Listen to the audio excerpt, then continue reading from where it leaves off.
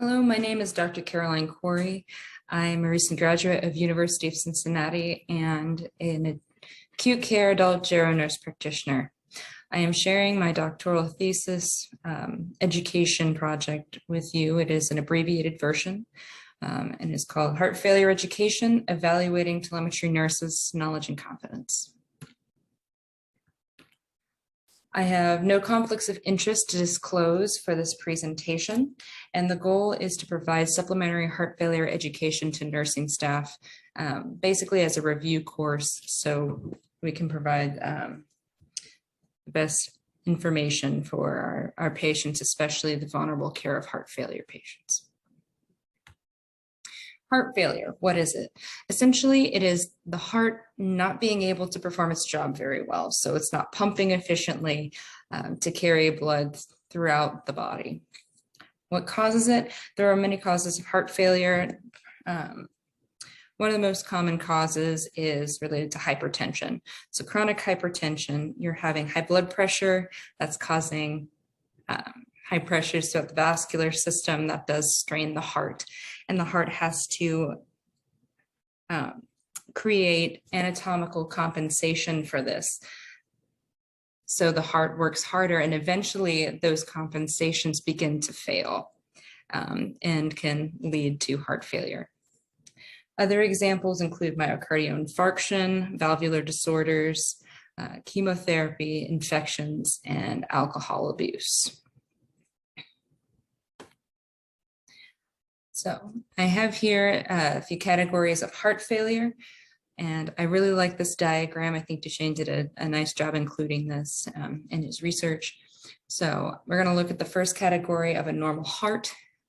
You can see everything as we've learned throughout school, right? So left atrium, right atrium, nothing's dilated, right ventricle, left ventricle, look like a good size. The walls aren't too thin or thick, appropriate looking chambers.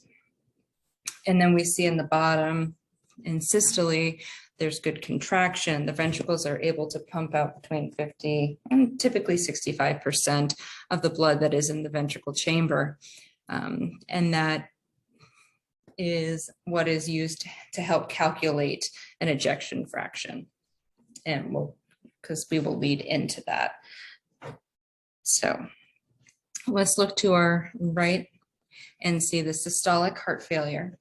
It is also called heart failure with reduced ejection fraction, and I will talk about that here in a minute. But take a look at this heart and compare it to the normal in the diastole. Okay, it looks like this heart is larger. The ventricle walls are thinner. You know, the atria are dilated. The ventricles look larger. So this heart does not have any trouble filling with blood in diastole. Now let's look below in systole and the pumping action, and you can see from the diagram, those muscles in the ventricles are not contracting properly. It's not getting a good squeeze, therefore not enough blood is able to be pushed out of those ventricles. And since there's adequate blood flow going into the ventricles and the trouble is squeezing it out, that makes a reduced ejection fraction. Unlike the regular heart, has a good amount of blood going in and it's able to pump out 50 to 65%. The systolic failure heart doesn't do that. You sometimes hear someone has an ejection fraction of 45 or 30 or God forbid 20. So this is one of those instances that can cause that. Now let's look to the next one over, the diastolic heart failure heart model. Now this heart looks like a normal size. It's not like systole, so it's not enlarged that way. And the atria look a little dilated, especially more so on the left, a little bit on the right. But take note of those ventricle walls. They're very thick looking, very beefy. Those thick walls are very stiff. So this doesn't allow a lot of stretch for blood to fill. So the normal amount of blood to fill will be reduced in this heart. It has trouble relaxing to allow that normal amount of volume of blood to go in. which makes it a diastolic failure. Now, if you look below in systole, you'll see that it has a good contraction. Contraction is not the problem here.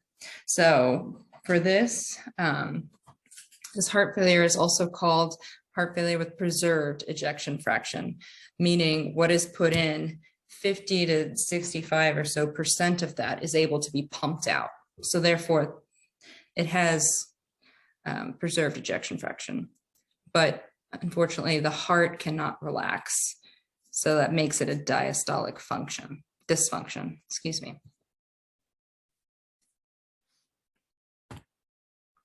All right, so we have our friend, I'll call him George down here. So George just got up and got out of bed and walked over after using the restroom to the scale to give him take his weight. So let's say George has heart failure. Well, the scale looks like it's kind of complaining. So it looks like he's having some weight gain. Okay, this could be related to edema. His belly does look a little on the thick side or chunky side. So, I mean, that could be, you know, for this instance, abdominal swelling for him.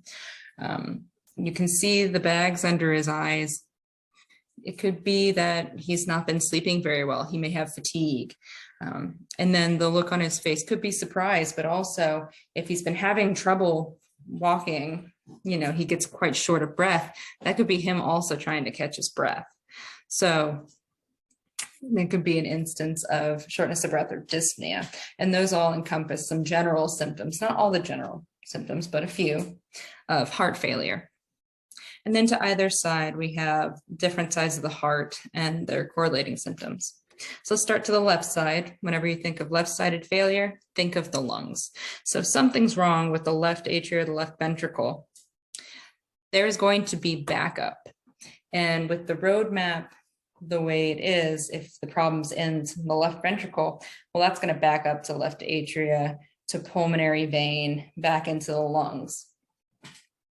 So this gives you your respiratory symptoms. So that could be cough, that can be some frothy looking sputum, that can be wheezing, crackles, orthopnea. So these people can sometimes have difficulty laying flat. They need pillows under them the more advanced their disease staging gets. Again, these are just a general overview. It's not all the symptoms included. To the right of George, we have lower extremity swelling or abdominal swelling and ascites. So when you're thinking of the right-sided failure, the right ventricle's failing, that backs up into the right atria. Well, now we have the superior inferior vena cavas that's getting backed up into. Well, gravity has a great way of pulling us down, right? So that's going to pull the extra fluid down of all the backup. That's going to go to our legs. That can back up in our abdomen.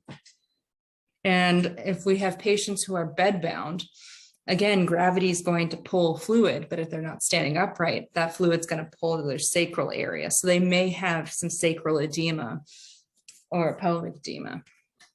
So that's something to look out for and make sure we roll our patients and take a look and see what's going on. So someone's having symptoms. What should one do? This is a nice handout from the Preventative Cardiovascular Nurses Association. Quite a few institutions use the traffic light to display what to do with different types of symptoms and the severity of them. So I thought we'd go through some of this, and we'll start with the stoplight, so the red light. This is my scary or be wary zone. Okay, there are two sections to this zone. One is go to the emergency department or call 911. We'd rather them call 911, but these are for your chest pains, shortness of breath, severe dizziness. You can tally confusion in there because that can happen. This is a do not pass code, do not collect 200, go to the ER. We have a second category for this, and it is calling your healthcare provider. So this includes weight gains. So 5 pounds in a week, 2 to 3 pounds in a day.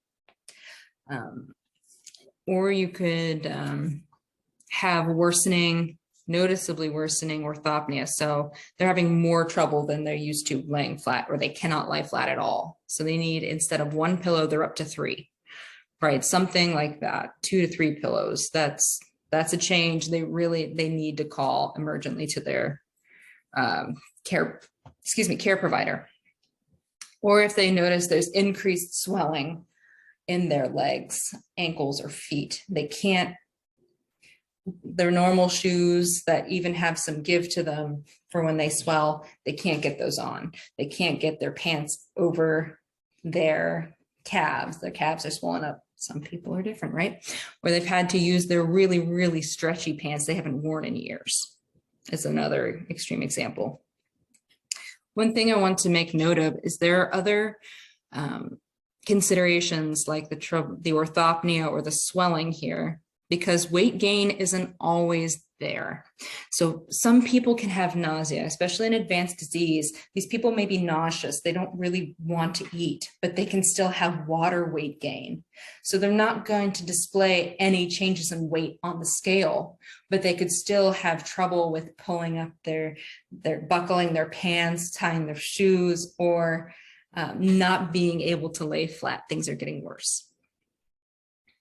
All right, let's move on to the yellow light here. So this is the go slow, you're approaching danger. So these are kind of our little flags going up to alert us that something's going on. So this is when they need to call nurse or doctor if symptoms are getting worse. So call the healthcare provider. This includes more shortness of breath when you are active. So these people already have a little bit of shortness of breath when they are active, but it gets better as they rest.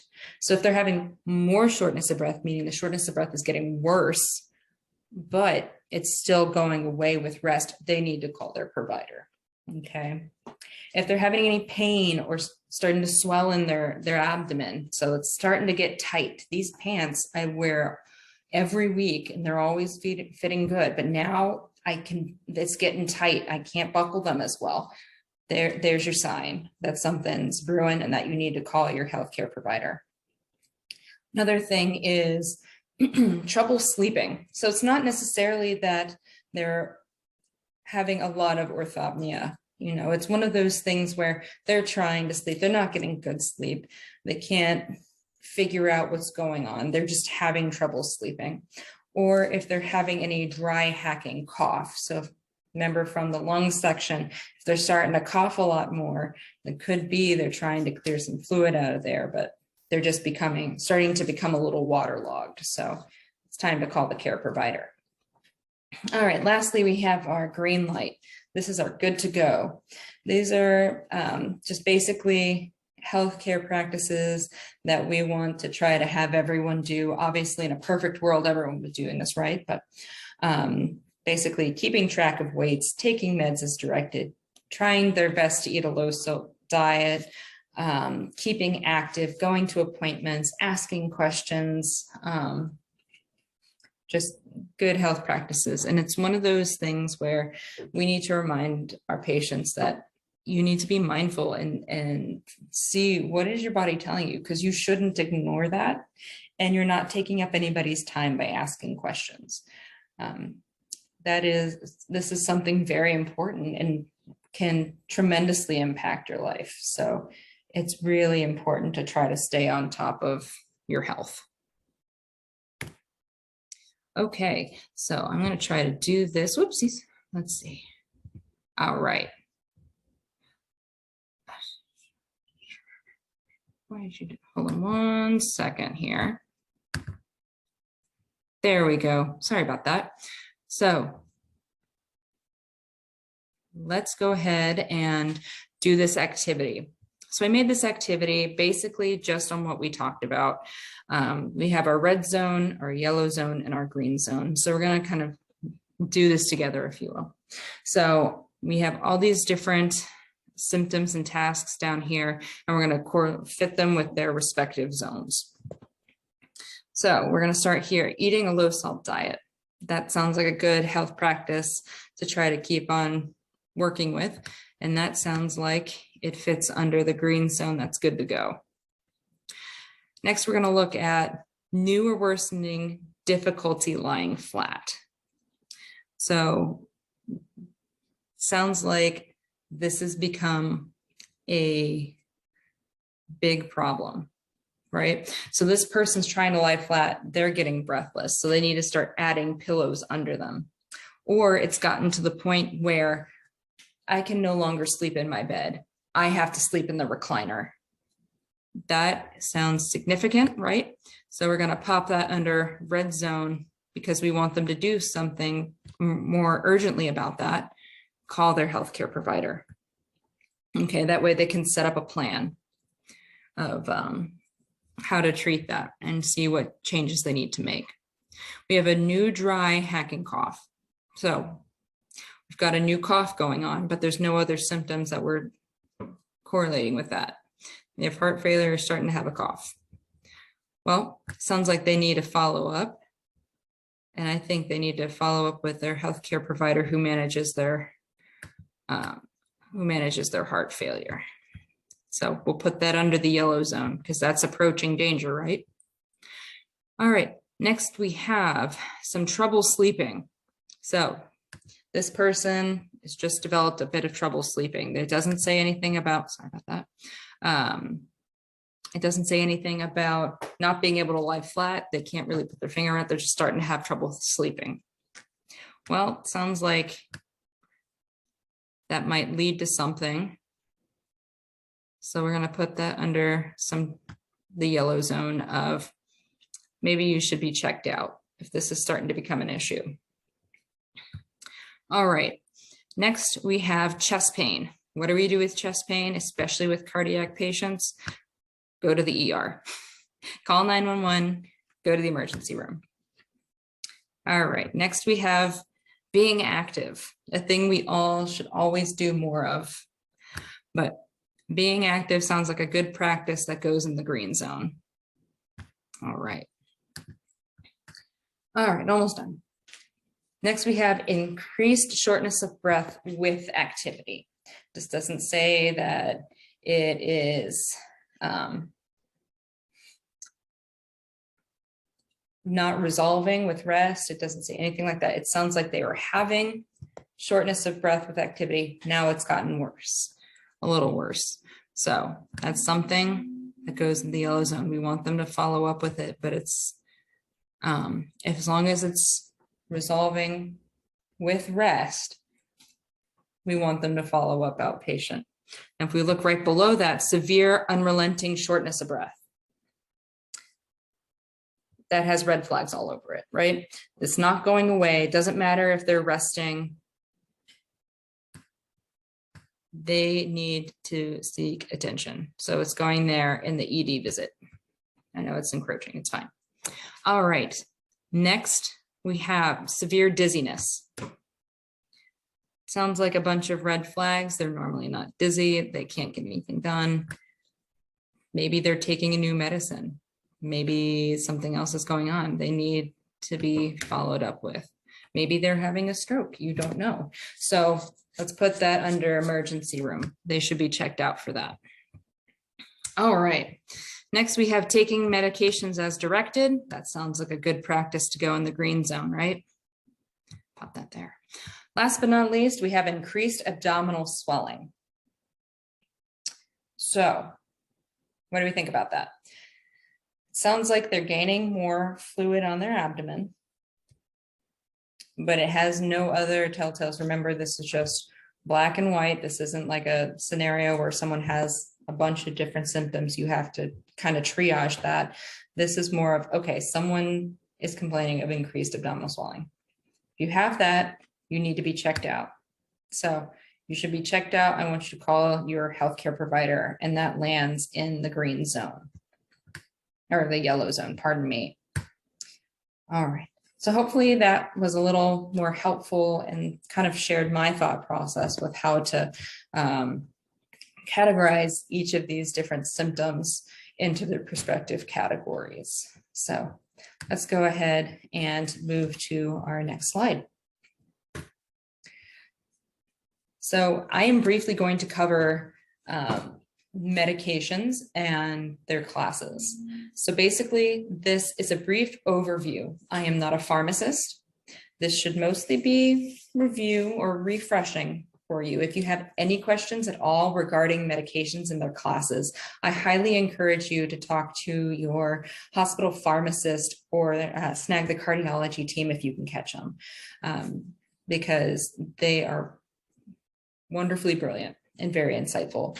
Another thing as well, look up with UpToDate or Hippocrates or any other site of information that your institution may provide you to look up medications, just to help with your own gratification and thought process.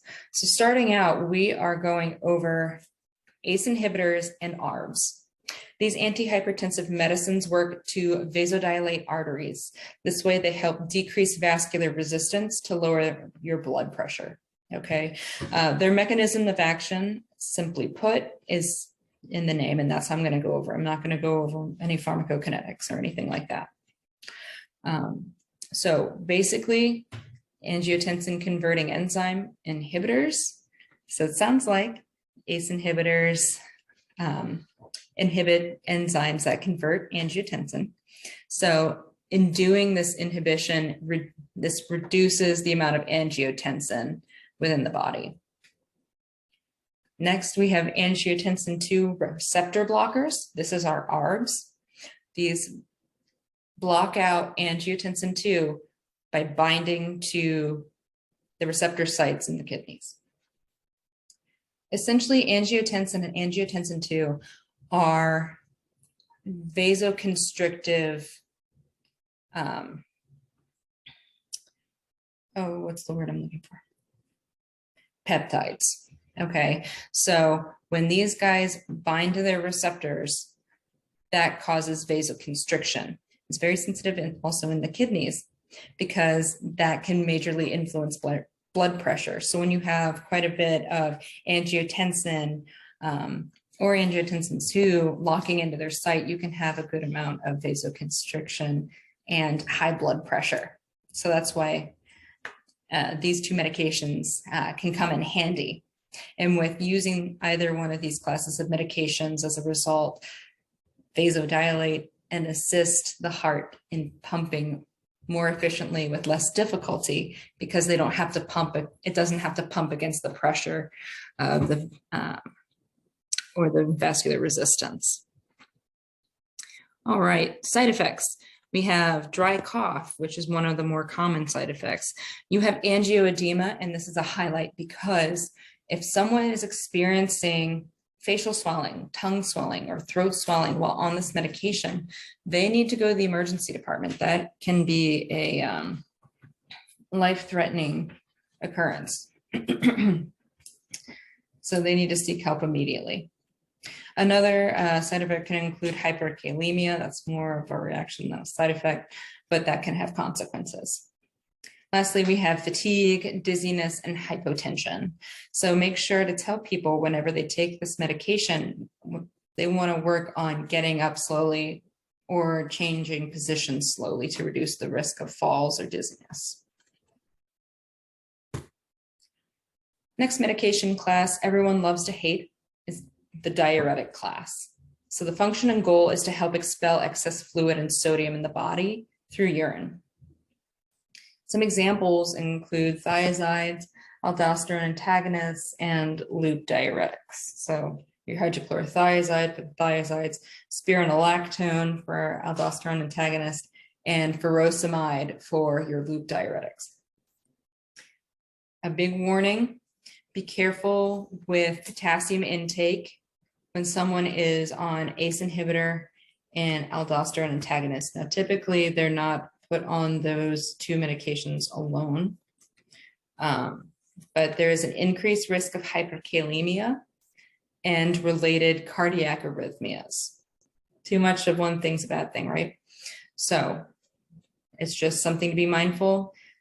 Aldosterone antagonists like spironolactone are potassium sparing diuretic, just like we learned back in pharmacology. So we just have to be mindful and just provide enough information if that is in fact something the patient is taking.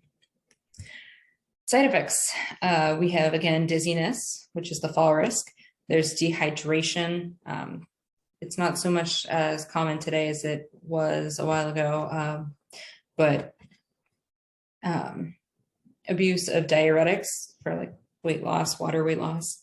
There's also electrolyte disturbances, especially like loop diuretics like furosemide, Lasix, right? You're spilling out not only sodium, but potassium that can really drain the potassium. And resulting a lot from the electrolyte disturbances are muscle cramps. All right, key points. Remind them, these medications will increase the need to urinate. Do not stop taking the medication because you need to urinate. That is the goal, to get that excess fluid off. And something that you can talk about with them is setting up a good time or a schedule of when to take their diuretic. And that's something they can talk with their healthcare provider about as well. So there's morning versus afternoon. Everyone's life and schedule is different. So if someone likes running their errands in the morning, well, they can come back in the afternoon, take their diuretic while they're at home, and they're okay. And that way, they're not peeing into the night. That way they can get a decent sleep. Because when you're not sleeping, we've all been there. So that's a tidbit about diuretic. Next, we have beta blockers. And as their name suggests, these medications work towards blocking the beta adrenergic receptors, either beta 1s or beta 2s, depending on what the medication is. So the overview of this medication is to slow the heart rate and lower the blood pressure. Another thing also is that this medication is cardioprotective. So there can be excess of chronic catecholamine stimulation when someone has heart failure. This in turn decreases the amount of stress and detrimental effects to the heart that these catecholamines can induce. Side effects include dizziness, bradyarrhythmias. Remember, this medication slows the heart rate, so you want to make sure when they're first starting it, if they're getting like very tired, if they're passing out, things like that.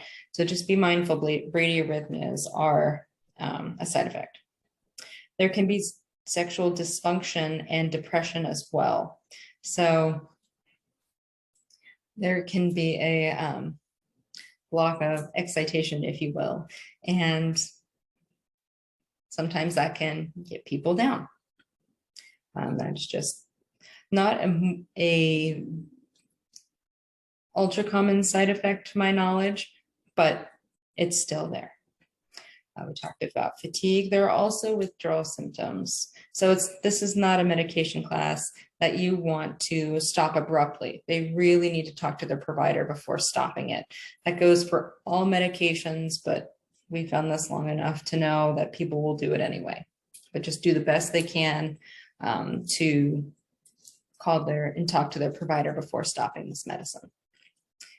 Again, fall risk and take blood pressure before taking the medication just to see how their blood pressure is faring. If they have parameters, that's something that their doctor will talk about or a provider will talk about with them. And some people may feel worse after they start to take this medicine. It might make them feel run down or groggy, but that should improve over time. If it does not, they need to talk to their care provider. Now we're working with ARNIs. This is an angiotensin receptor neprilysin inhibitor. This is a rather new medication class compared to the other ones we've talked about.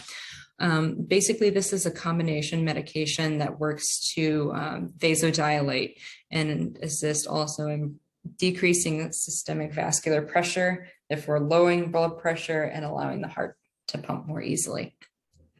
This medication class only really has one medication right now, the Entresto, if you've seen commercials for that.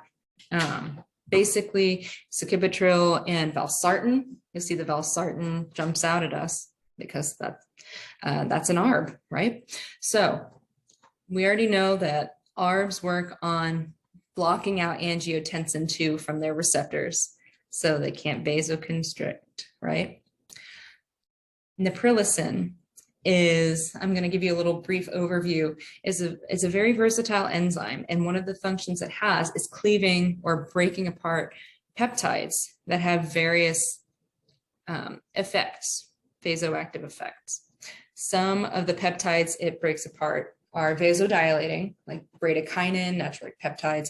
Others can be vasoconstrictive. This is like your angiotensin 1 and 2. So the sacubitril works to inhibit neprilysin from cleaving the angiotensin 1 and 2. All right, side effects. Some people can have skin reactions like bullous dermatitis. Again, there's a risk for angioedema, cough, fatigue. There is potential for kidney injury, dizziness or hypotension, and again, hyperkalemia. One thing to note is to always clarify with healthcare provider, these medications, this medication should not be taken at the same time with ACEs or ARBs when it already has an ARB in it. Again, medical emergency with angioedema and to get up slowly. And last but not least, we have our honorable mention of digoxin. So this cardiac glycoside works to increase contractility of the heart and regulate its rhythm. So digoxin is typically seen with an older population, but waxes and wanes in favor with heart failure management. So typically it depends on the patient case if there is a need for digoxin. So side effects, nausea, vomiting, dizziness, weakness are some of the most common side effects of this. Key points to take home. This goes for all medications. Never double up if you miss a dose. If they miss a dose, take it as soon as they remember and alter how often or when the next time they take it if it's more than daily. Fall risk again with changing positions. Big red flag warning.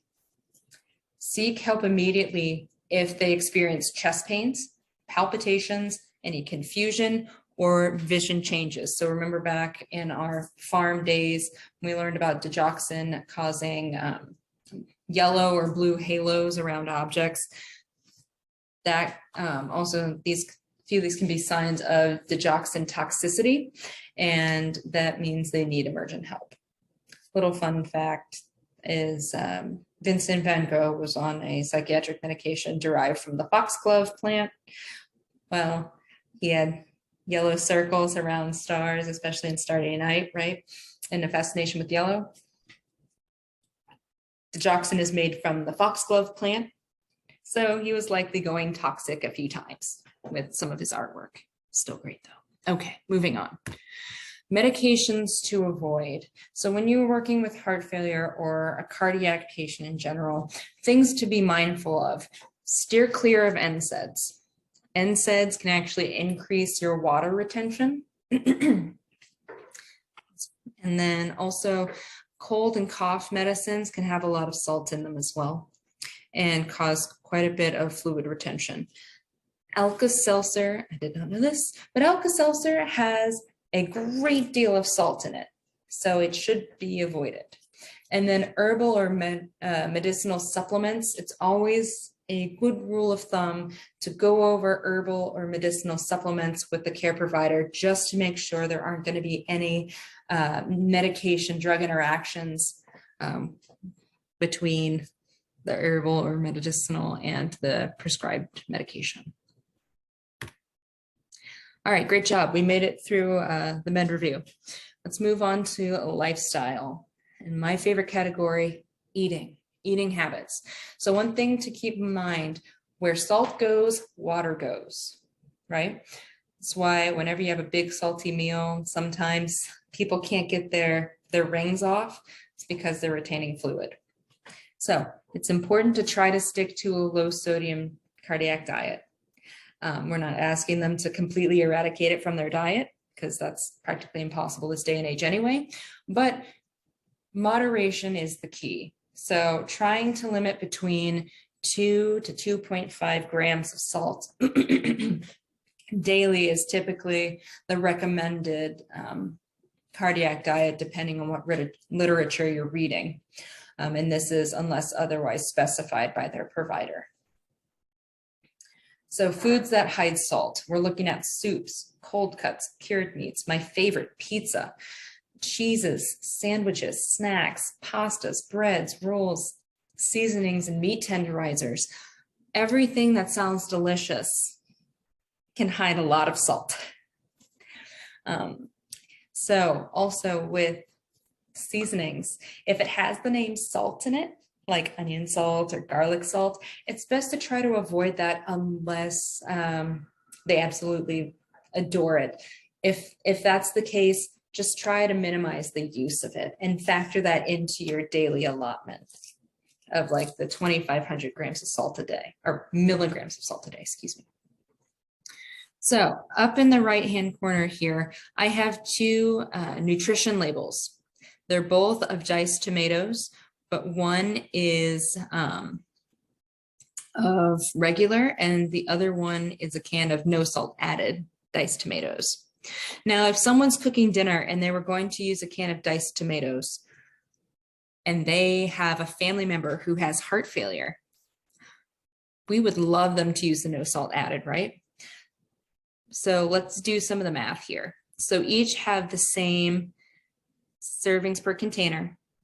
So it's 3.5 servings per container for each of these cans. So the no salt added has 15 milligrams a serving, which is a half cup.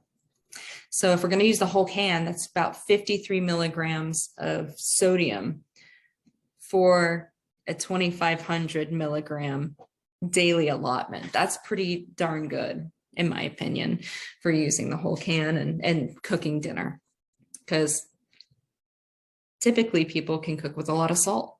So the other salt may be coming from somewhere else. So having this low in salt is always a good thing to try and get.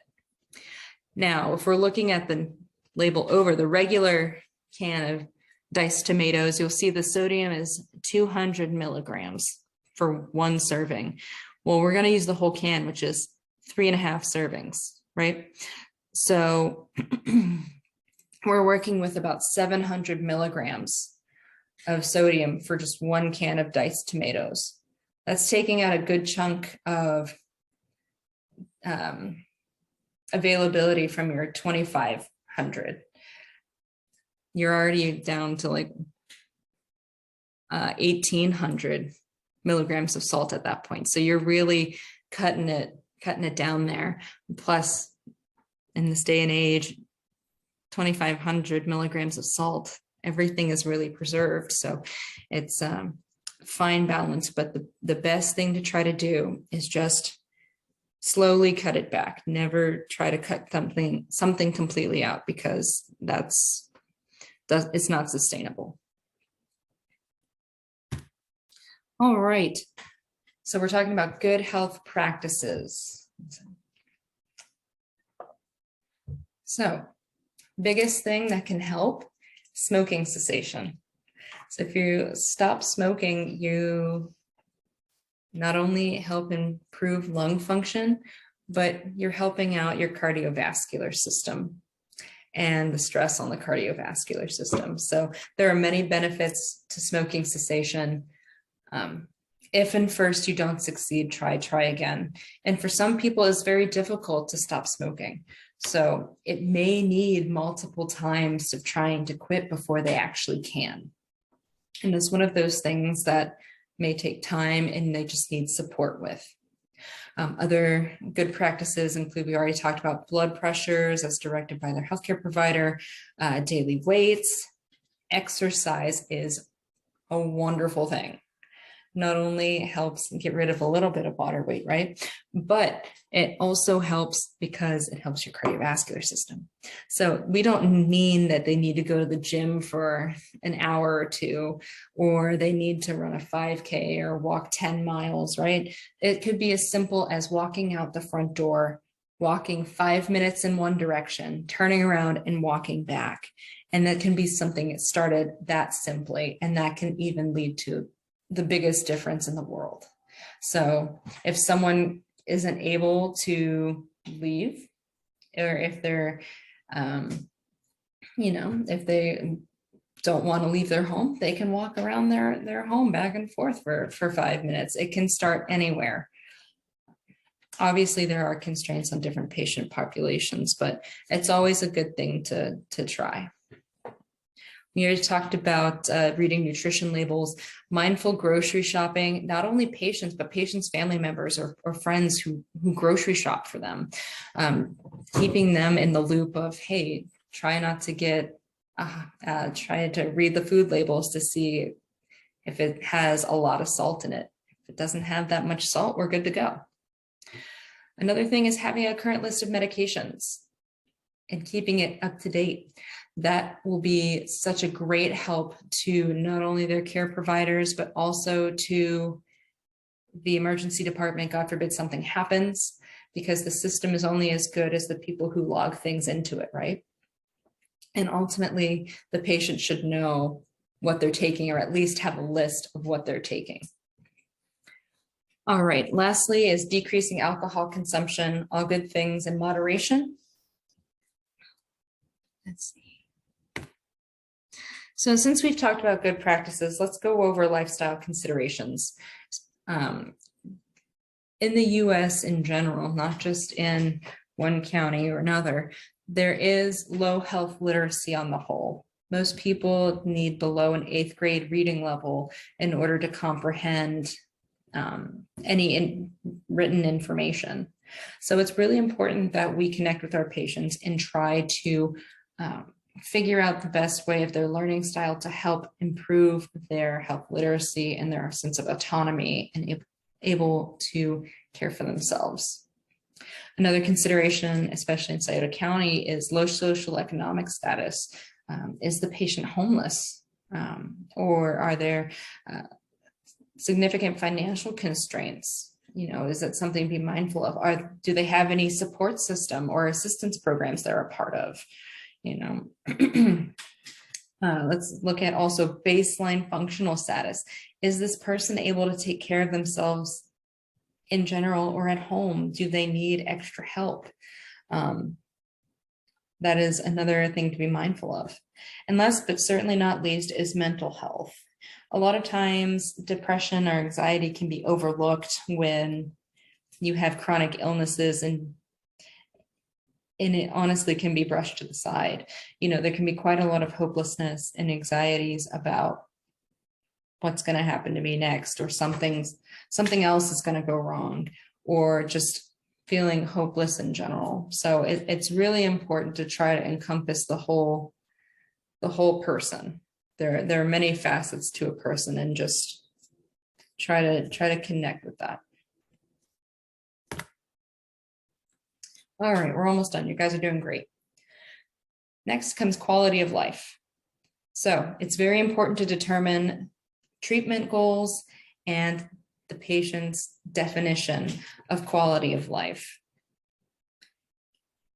Let's keep in mind that managing health with chronic illness is not only overwhelming for patients, but also for their families, their caregivers, who could be friends, who could be neighbors. It can be very taxing. So if you find that it is a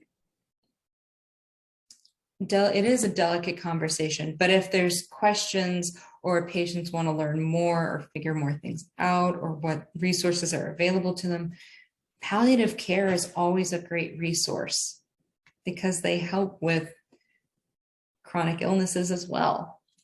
So always a good idea to get some feedback from your palliative care team.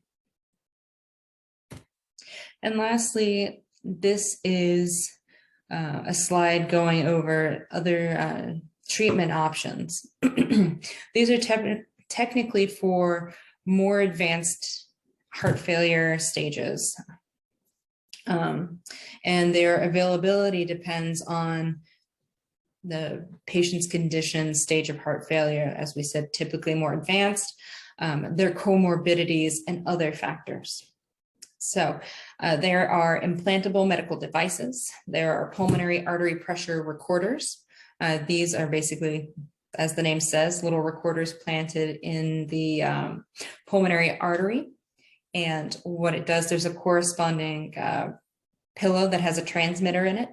And the recorder transmits to the pillow, and that is uploaded to the healthcare provider to watch the trends of pressure in the pulmonary artery. If the pressures start going higher, that means there's some backup going on. And there may need to be an alteration in the treatment plan. There are also left ventricular assistive devices to help with contractility. There are heart transplants, typically done at outside facilities, but there may be instances where your facility may apply for it for a patient. And lastly, continuous IV medications. Typically they're inotropes, and they're not commonly used as far as I am aware.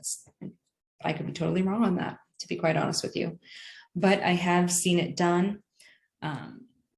So your inotropes will help with the contraction of your heart. So they will help improve the contraction of your heart. So medications like dobutamine and milrinone. And I have seen it with a patient who was in hospice, which blows my mind. But just to help ease the burden of suffering, which I absolutely get behind, but just keep in mind with something as of this can be quite an ethical dilemma at times. So it's not typically done as far as I'm aware. Most commonly it is in short duration. Occasionally there can be longer durations of continuous infusion, but we also must be mindful of side effects to keep in mind of that. Okay. Great job, guys. We made it through. Here are the references I have included that helped me create this education module. If you have any questions, let me get to the next slide here. Please feel free to contact me. I have included my email. If you need anything or any questions or concerns you'd like me to address or any corrections, I am more than happy to do so. And I hope you guys take care and have a good day. Thank you.